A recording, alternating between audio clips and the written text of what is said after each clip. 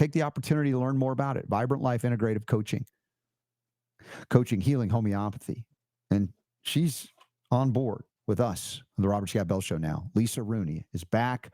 Welcome back, Lisa. It's good to see you. Sorry for the intensity prior to you coming on today, but boy, you couldn't set it up better for the contrast between allopathic medicine and the things we do. Hello. Lisa, can you hear me?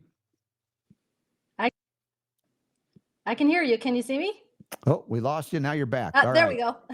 So welcome. Again, this is kind of an informal welcome back and welcome to the beginning. Yeah. We're going to do some more with you later in the month, but I figured I didn't want to wait. There's a lot of people in need. I just got back from the Healing for the Ages event where I taught people how to make their own homeopathic remedies. Mm-hmm. For goodness sake, we want to bring the power to heal back where it belongs with each and every one of you. And I know you believe in that too. Absolutely. Absolutely. And I think I don't know all the details of this particular scenario. I just caught wind of it a little bit last night and, just haven't really dug into it. But I think there's a lot. It's a real lesson to all of us to be very clear about our strategy and our support system when we go into these places, because there are times in our lives where we're going to need to use, traditional medicine. Hopefully it's very, very few and far between. But to have some of these additional shots given to this girl when it's just like what you said, necessary. I love that you said that. Is it true? Is it kind? Is it necessary? Those are some of the principles I've raised my kids on. And is it necessary in this particular moment at this particular time? Yeah, and there's no way it could be argued that it was, other than it's, as Super Don points out, policy. But when you are beholden to policy, how are you even what I'd call a real doctor? I know they have a degree, right? I know they have a license, but they're just basically, I'll read the recipe and write the prescription. It's like, there's no doctoring going on there. Yeah, it takes out the human side of it. It takes out the intuitive side of it. It takes out the healing side of it. It takes out the compassion. Takes out a lot of the common sense. Well, I think the divine relationship, the sacred relationship, isn't that what the sacred doctor-patient relationship, they've always talked about it as a sacred thing. Even before I knew what that meant, we always knew it was a sacred relationship. And these sacred relationships are kind of discarded so easily today. Even the sacred relationship of what I call, and I don't call it holy matrimony, the idea of getting married. Mm-hmm. Once I learned about this stuff, I'm so hardcore about honoring the sacred nature of these things that I was like, why would I ever invite the government into my union with my wife, which is between me, her, and God? So I didn't get a license to get married. Why would I ask those buffoons in government if it's okay? Yeah. Why does anybody need the stamp of approval from bureaucrats? I could go on, but then we look at the license to practice medicine, which has become a license to kill, not heal. Even though we know, yes, there's a place for allopathic medicine. I've never discarded that. That's not my point. But we're talking about another story among hundreds of thousands to millions every year. Right. That are acceptable losses because it's the price of doing business in that way. Imagine, someone pointed this out, if we had, as a homeopath, given some kind of treatment in a woman like this, a young 23-year-old, that resulted in these devastating adverse effects, what would happen? This would be 24/7 global news. Every news network on planet Earth will be pointing out how these dangerous homeopaths should be outlawed and jailed. Mm-hmm. And yet, if it weren't for the new media of which we are a part, probably no one would ever heard of this woman, much less her dilemma, to say it mildly. Right. Sad. Tragic. And I always, in raising my kids, I always thought of myself as first line. So, the doctors that I used, they had to be on my team and they had to be on my page. And if they didn't know where that place was, then they weren't the doctor for me, because I felt like these kids were given to me. They are mine to raise. It is my responsibility to turn them out, Mhm. to be productive members of society, to be critical thinkers, to be compassionate individuals. Um, and it was my job to raise them in a healthy way and to handle, I'm the first line of defense. I'm always the first line of defense. And so if You I didn't have doctors that were on my page and, were not willing to were not willing to work with me, well, knowing they're that on I your was going to be team. utilizing Yeah. natural remedies, then they I didn't invite them on my team. Yeah. You've got such a sweet motherly and feminine energy about you. This and it's very appropriate. And it just reminds me so much. I was on stage with Dr. Jana Schmidt. I don't know if you've ever met Jana. She's from Mhm. Florida, and she's a brilliant, beautiful naturopath. And we presented on herbs and homeopathy together. But there's a distinct difference in the energy. Yet, when challenged or threatened, your children, Oh you yeah. have a great warrior spirit and strength within you that was almost stronger than many men over the course of the last decades when I've witnessed the adverse events due to vaccines. And the women were the Mhm. ones, the moms were the ones pointing this out. Often the Right. dads were like, well, no, the doctor says it wasn't that, honey, Mhm. pat you on the head kind of thing. I'm like, dude, not cool. And we need to break that cycle. And we need the men warriors. I mean, the men on the stage with me, yes, are also warriors too, but we all have feminine and masculine traits. Everybody, Absolutely. even though we might be a man or a woman. And yet I can tap into those feminine kind of intuition to be a better healer. Mhm. But in allopathic medicine, in order to succeed, to become a medical doctor of the allopathic variety, you have to subjugate and basically suppress the intuition, the intuitive side of our humanity, because it's about following orders, following directions. And should you ever get I wonder if it might not be good in this young lady's situation to catch her up on vaccines that could be contra, and you just have the sense about you, it's shut down immediately. If you begin to ask the question in your residency, they'll go, no, this person's out of here. We're not going to let you become a doctor. That'll ruin it for all of us. I'm like, Yeah. that's not healing anymore. As I said, that is a business model. It's a business model. It's a protocol. So Yeah. when you, as a homeopath, as well as you work with herbs and remedies and food and supplementation, e- even though you may have, and you do have principles that you've come to learn that are very promoting of health and healthful realities, healing, Mhm. it isn't necessarily a one size fits all, especially when it comes to homeopathy. Yeah, I mean, it rarely is because we're individuals. We have this great sphere of remedies that we can utilize, and many of them, we can apply to various people, the same situations, you know, but everybody handles what's happening with them differently. And that's when the different remedies come in place. One person may handle grief in a way that calls for one remedy, whereas another person may handle it in a way that calls for a different remedy. And Yes. that's what's so beautiful about this particular medicine is that when we get to know the remedies and we know, kind of who those remedies are, what the personalities of them are, how they can help us with the conditions, that we're dealing with, we have so many options to move us through whatever is going on. And this remedy that we're going to talk about Mhm. actually is going to be very beneficial for this family. We're gonna get to that in a moment. And what I want to do is let y'all know Lisa Rooney is here on the Robert Scott Bell Show today. She's going to be appearing. Our plan is to have her regularly on Mhm. to provide additional information beyond the brief homeopathic hits that I give. And I know it's not just homeopathy, Lisa, but here I'm getting this bubbling up, and I see this. There's an interesting comment from Melissa. Let me see if I can find it. I'm just going to scroll back up. Let's see. I'll find it, but it was an interesting comment that led to my evolution even as a host of this show for 25 years. Whereas I did, yes, when I started out with Jumpstart Your Health in 1999, it was very focused on homeopathy. And then as it expanded, the audience got bigger, and I had a sensitivity. The audience wasn't ready for it. And I Mhm. joke with Super Don about if I do a show on homeopathy, everybody's going to fall asleep. And I did one show many years ago that my wife said years ago. I'm not throwing my wife under the bus.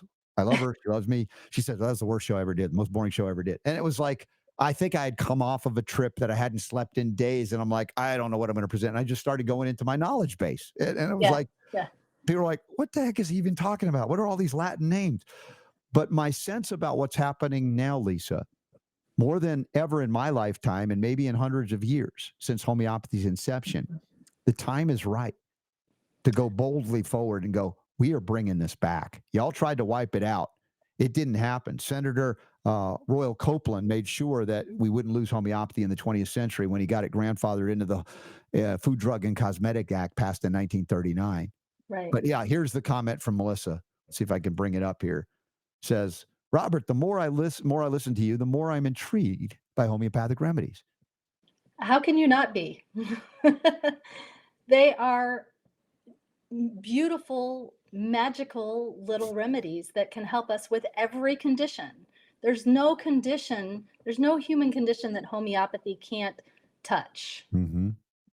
from the mental to the emotional to the physical, Right? all across the board. But it is foreign to the Western mind that Mhm. we take a remedy that may not be measurable in terms of presence of molecules, although even the number of Avogadro, which is this magic mathematical number equation that says there's no longer, you've diluted it, it's no longer there. But we now have technology to show there are nanoparticles of the original substance there. But is that even what we're relying on? Again, physical, energy, metabolic, communication, etc. Concepts that the West abandoned as we went into molecular reductionism, that I Mhm. think the consciousness is shifting through the suffering, through a story like this that we opened with today with this young lady, Alexis, to point out what homeopaths, what Hahnemann himself had said about the medicine of his day. It's more likely to kill you than it is to help you. I've got to do better. And he Yeah. found a way. But it was so, and it's born in the West, in Germany, a very mental Yeah. culture, right? Yeah. And Yeah. homeopathy comes from there. And so somehow it coexisted, but yet it was met with such derision from those who wanted to monopolize the treatment of disease in the West. And they succeeded in nearly wiping it out. I never heard the word until I was 24, homeopathy. Yeah. And I mean, if there's money behind it, then it's easily turned into a business model. Yeah. If we can capture that, and we can force people into that system. Mm-hmm. And that's what I love about the natural realm, is that it pulls us out of that system, and it supports us to stay out of that system. Yes. I am so passionate about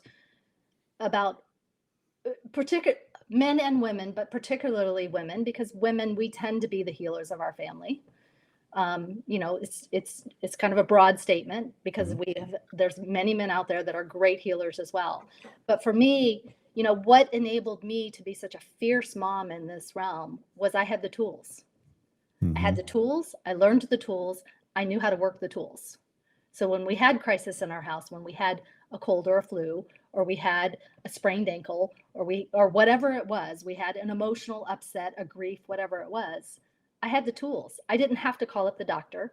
I didn't have to call somebody who I thought knew better about Yeah. my family than I did. Uh, I knew better.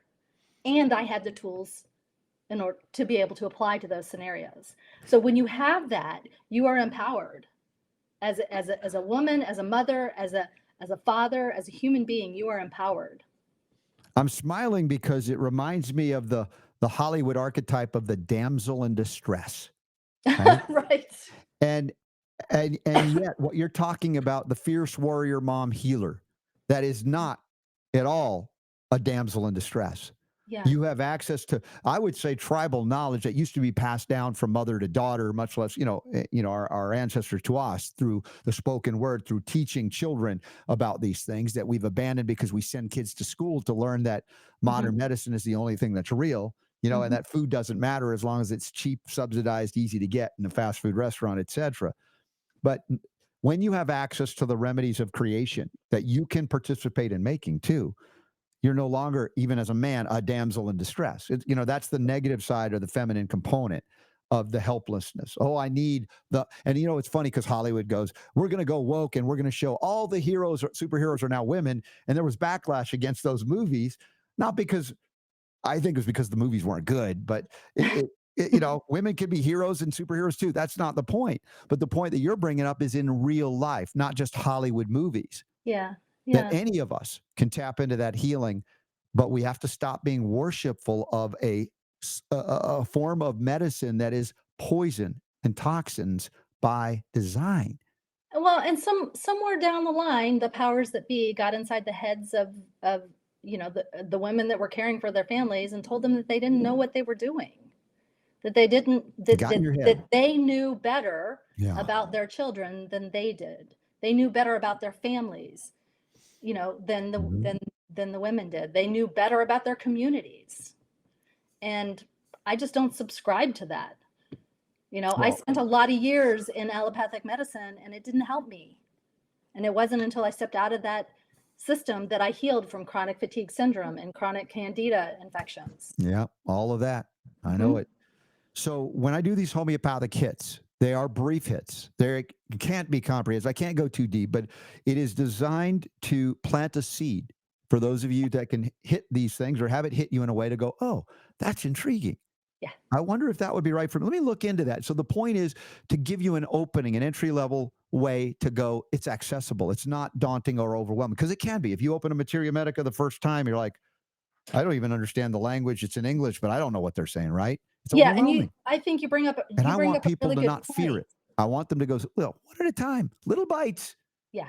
But Yeah. today we have an opportunity with you to go perhaps a little deeper and broader because you have perspectives that are different than mine. And that's awesome. I welcome it. Yeah. It's like, aren't you worried, Robert? You're going to be upstaged by another homeopath? No, I hope I am. That's the point. We cover these. I cover some remedies. I'm like, I've never used that remedy, even 30 years later. Yeah. Well, there's so many, Oh my gosh. and we tend to, I see in my practice there is a grouping of remedies that I tend to use over and And over it's, and over again. yes, it's true for all of us. And it doesn't mean that we're abandoning others, but, if we're open to it, we might find an obscure remedy that might not have been appropriate for 99% of the people we've ever seen, but that one, oh Yeah. my gosh, that's the one. But that's why they're considered a little more obscure. They're not as commonly used. So let's go to one that is fairly common and help me through it. I've done it before, but to do it with you is going to be fun. We didn't rehearse this, but it's the Nope. homeopathic hit of the day with our guest homeopath, Lisa Rooney.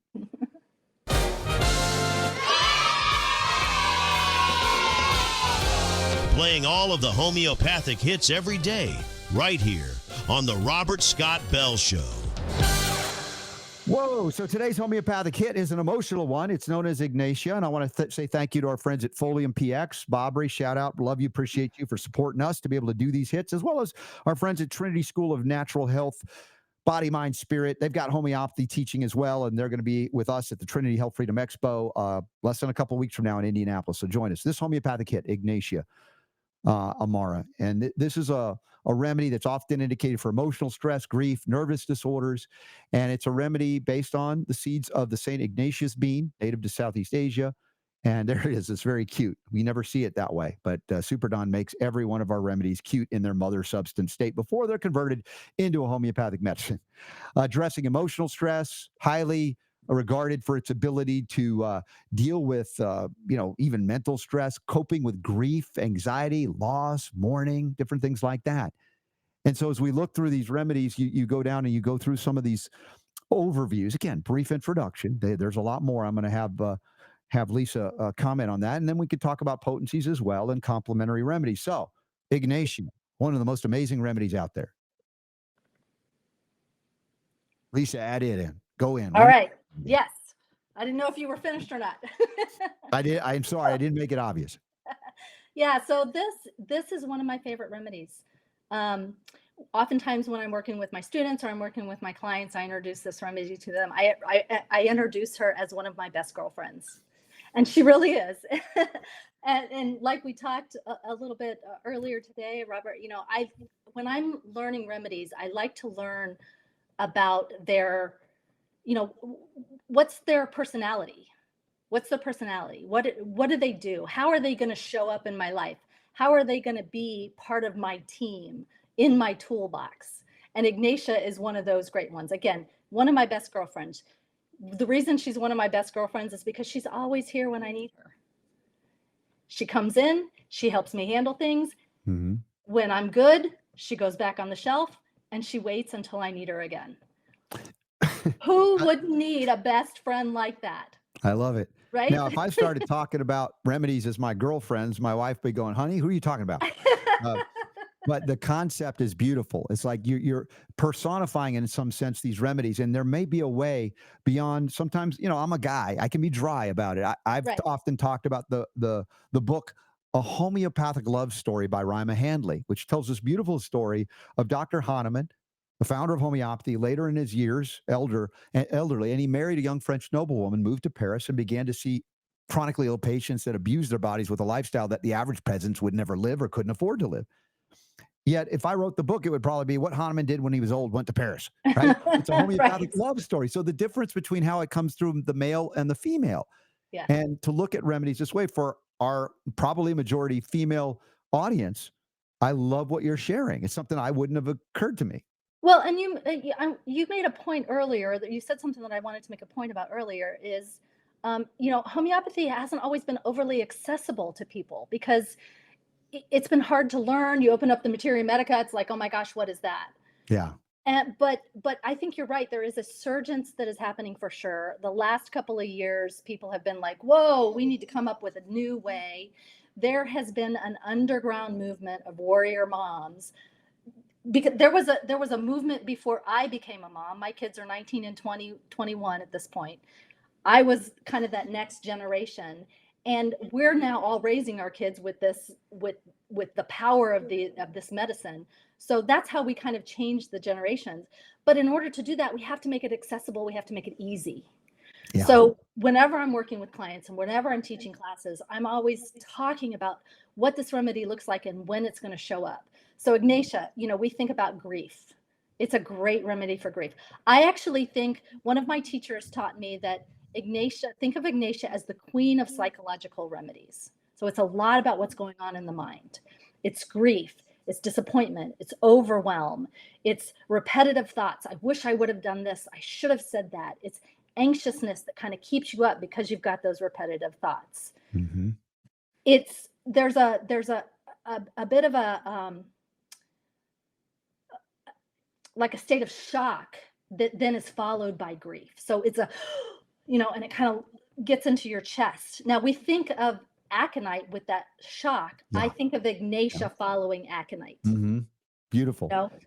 Um, And I love the kind of the establishing imagery, right? And I think you bring up aconite. I was thinking that as well. And I always say the first sign of anything, right? You're like, what's going on, right? I'm a little paranoid. What's going on? Aconite before something happens, if you can. But there is certain remedies lend themselves easier to that level of communication. Some remedies are so broad; they do so many. Yeah. Some are more direct and obvious. So I want people to know that not everyone lends itself to this, but there are cool remedies that, as Lisa's bringing out, may help you on your journey to utilize homeopathy and succeed. Yeah. Yeah. And so when we think about the grief associated with Ignatia, there's a stagnancy that happens, like a numbness, like a point in time you get stuck. Yeah. And you can't move forward. You can't move past that grief. People say there's a lot of sighing that takes place. You don't have to have that sighing, but if you think about it, it's like you had that big event that happened, and then you can't move past it, and you're always kind of just trying to catch your breath, and you just can't let go of the grief. You can't, or the disappointment, or that sense of overwhelm that you're feeling, and it's very, you're just very, very kind of having trouble moving forward. And that's when I think about Ignatia. Yeah, well, beautiful. I love the way you shared that. And real quick, go back full screen on the homeopathic hit. These are downloadable for free each day. We talk about potencies, and we've described the lower attenuations or potencies safe for everyday use whenever you want. You can't really screw up. You're not going to harm yourself. But when you go to the really higher potencies, we want you to consult with someone who can match that remedy for you so you don't end up in a crisis or nothing happens and you're disappointed. There are other remedies to consider, and we don't have a lot of time to go into them because we're already past the top of the hour. But sometimes there are cross references for reasons that may fit or may not. Natural muriaticum can be used for a similar circumstance. circumstance. Gelsemium, a great one for anxiety. I've talked about it for like if you're about to take an exam and you're so nervous you can't think straight, that or fear of the dentist, like Staphysagria, another remedy. And I don't say this to confuse you, but just as those that are so motivated to go further.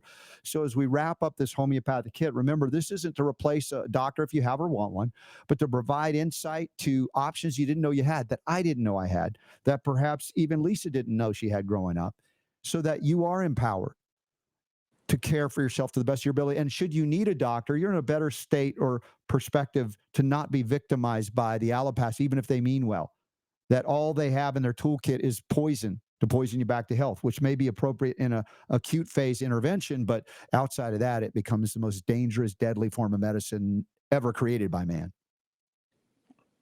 Yeah, agreed.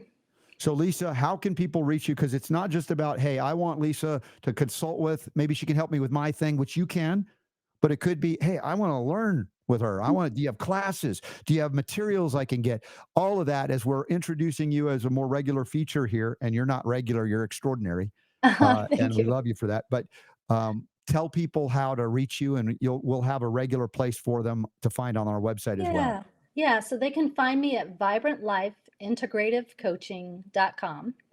Now, I think in a past episode, you've introduced me as Vibrant Life 24/7. They can find me there as well. But vibrantlifeintegrativecoaching.com. Yeah. Mhm. And, I offer individual sessions, coaching, homeopathic sessions, group programs, uh, classes. It's all on my website. You can go find it there. Yep, and we'll be talking more regularly, at least once a month with you, with Yeah, I'm so excited. prolonged updates. Which I'm excited because I'm a consummate student as well. I've been doing this for a while, but dude, I've never claimed to know it all. Never will. If I ever do, Super Donna and my wife can slap me down. I will deserve it. And then if it hurts me bad enough, I've got some arnica in my back pocket, so we'll be okay. There you go. So Lisa, again, Vibrant Life Integrative Coaching, or for the sake of simplicity, vibrantlife247.com. We'll get you both places. We'll get you there. Yep. And if you guys have any questions for Lisa, reach out or send it through us, and we can even answer those questions on the air when she comes back again. Later this month, we'll have you on again. Yeah. Hopefully before the Health Freedom Expo in Indianapolis, which is going to be amazing. I hope all of y'all plan to be in Indianapolis with me and a lot of my friends. That's going to be a great healing adventure, body, mind, and spirit. So, Lisa, Thank God you. bless you. Thank you for being on and rolling with the news stories, as well as joining me on a homeopathic hit, an Yeah, loved it. extraordinary girlfriend in homeopathy. You got her, Lisa I will Rooney. see you next week. Yeah, thanks so much for everybody being here. We got a whole other hour of broadcast healing to go on the Robert Scott Bell Show, where I simply remind you that the power to heal is yours.